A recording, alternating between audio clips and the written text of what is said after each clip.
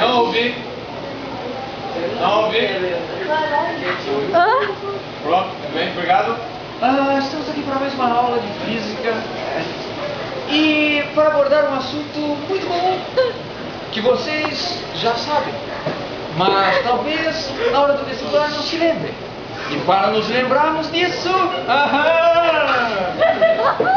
como vamos fazer?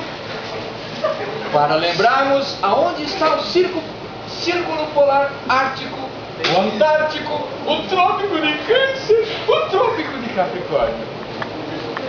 É tão simples, tão fácil. Veja só, veja só, veja só, veja só. Ártico, palavrinha pequenininha, levinha, vai em ciminha. Aqui.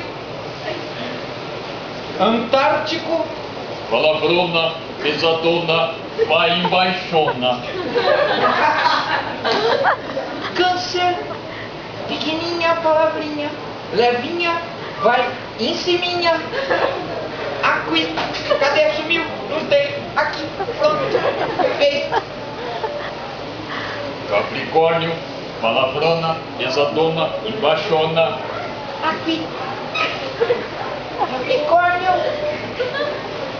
Câncer, Ártico, Antártico. Obrigado. Calma. Por que o elevador fica no meio? Não sei.